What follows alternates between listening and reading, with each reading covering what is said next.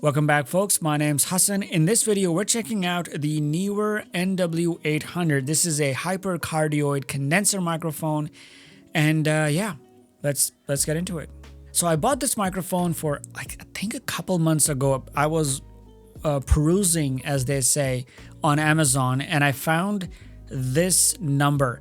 And this was like around 18 Australian dollars. I don't know how much that is in US dollars. The only reason I bought it was because I looked at the price. I'm like, $18 for a microphone. I would love to test it out. When I was watching some reviews on the internet, people were talking against the microphone. They just didn't like the sound. Microphones are subjective, not only how they look, because this is pretty bright golden microphone, but also the sound that comes out of the microphone, or the sound that these microphones capture, are also subjective. It all depends on whether you like the sound, how your voice sounds using this microphone or using a particular microphone. To be honest, initially I wasn't a huge fan of it, but I think the sound has grown on me. I don't mind it. Now, as long as I don't compare it with any other microphone, I don't switch to any other microphone, I think this should be okay. Keep in mind, because of the price, the build quality is okay. Now, I've only had this for a couple months, and for the 95% of those couple months, it was sealed in the box. I've only opened it up like 5 days ago, so I have no idea how long I can keep it or before it starts breaking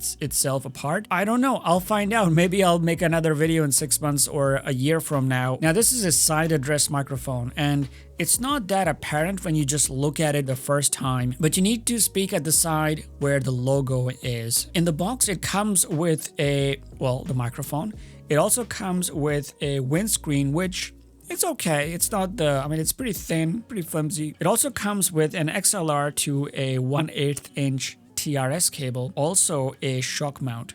So these are the things that comes with the microphones. Now, in the instructions and the user manual, it says that the phantom power is optional. If you use phantom power, you would get a much better audio. First, I was like, wait, what? Like, this is a condenser microphone. This has to use phantom power. There's no way that it can run without a phantom power, right? That was my initial thought. And so, but I just went into the Rodecaster Pro and I switched off the phantom power. And what happened was, well, you might have guessed what would have happened. The mic stopped working, because condenser microphones by nature requires power. Then I realized that because the cable that comes with the package is an XLR to a 1/8 inch TRS cable, which means you can plug the camera directly to the camera, or a recorder, a sound recorder. Now, cameras and sound recorders don't have phantom power. They have something called plug-in power. So don't quote me on this, but I think the main difference is that the phantom power is around 24 to 48 volts. Meanwhile, the plug-in power that you will find in cameras, in sound recorders, they have like 2.5, 3.5 volts max, because they're meant to power lavalier or lapel microphones, or these small mics that are like the Rode Video Micro. If there's a microphone that is any bigger, like the Rode Video Mic NTG,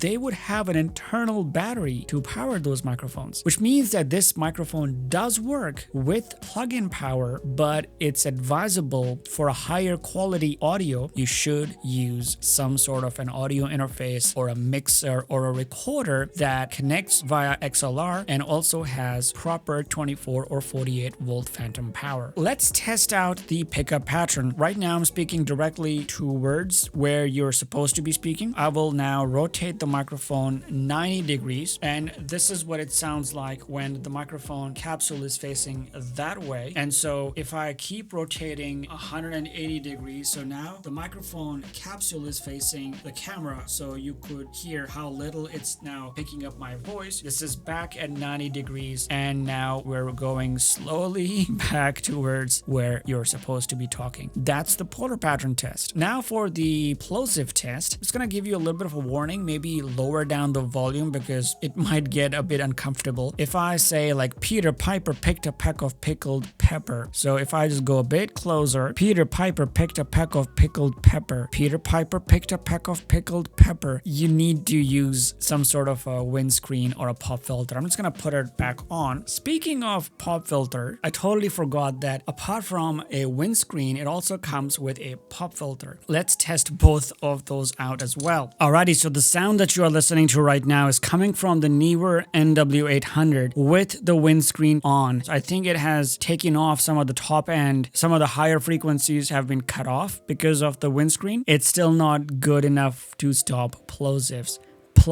Nah, it's not good enough. It's barely doing anything. And the sound that you are listening to right now is coming from the Neewer NW-800, but this time instead of using the windscreen, I'm using the pop filter. Now this came with the packaging. Let me know how it sounds. Does it sound any different than before? So if I say Peter Piper picked a peck of pickled pepper, it is much better. The only problem right now is that you can't see me. So if you're making a video content, if you're making anything to do with video, then it's gonna be a little bit tricky if you're using something like a pop filter. I think in that sort of sense, it's better to use windscreen. But if you're using the microphone for podcasting, for voiceover, where you don't necessarily need a camera on your face and it's just an audio only medium, just 100% I would say to use something like a pop filter. So let's talk about some pros and cons here for this mic. Now for pros, I would simply say money, cost, price.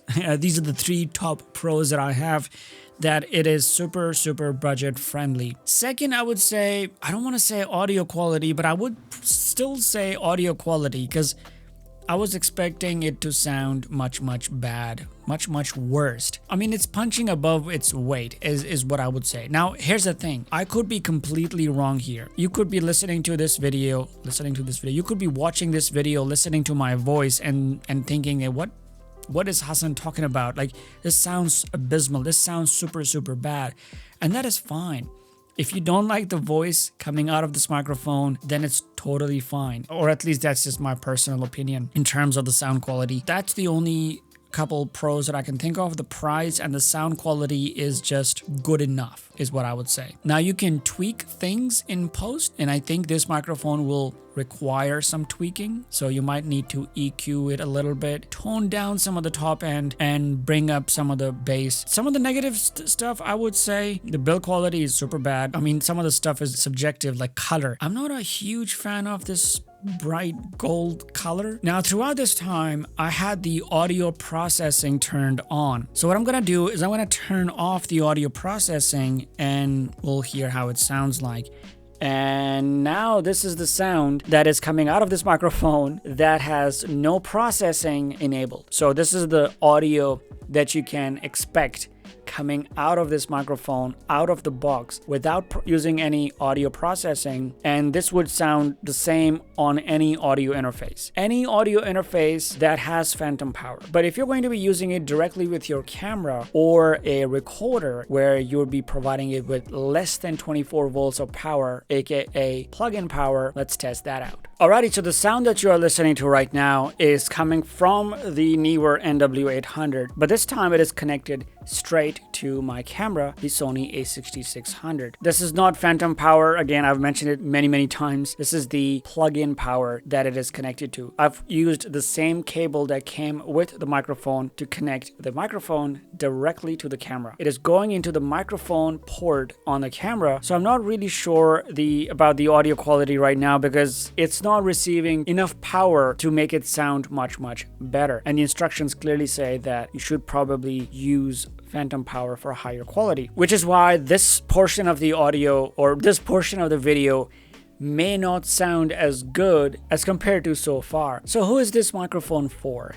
If you're in a tight budget and you want to get started with podcasting or YouTube or any video audio content where you need to have a microphone, but you don't want to spend too much money on something that you're not sure of whether you would continue or not, or don't want to spend too much money. And in that case, I personally would think that this might not be too much of a bad idea. It all depends on you. If you like the sound so far coming out of this microphone, give it a go. Just wanted to make sure to let you know that this is not a sponsored video. I purchased the Neewer NW-800 and the Neewer NW-700 a couple months ago. I just purchased these mics because I was interested and I just wanted to make a couple videos on these mics. Anyways, so that's been it. I hope you liked the video, and yeah, let me know if you have any questions for this microphone or any other things that you want me to make a video on, or if you want me to make a specific video about this microphone, like you want me to compare this with, let's say, a Shure SM7B or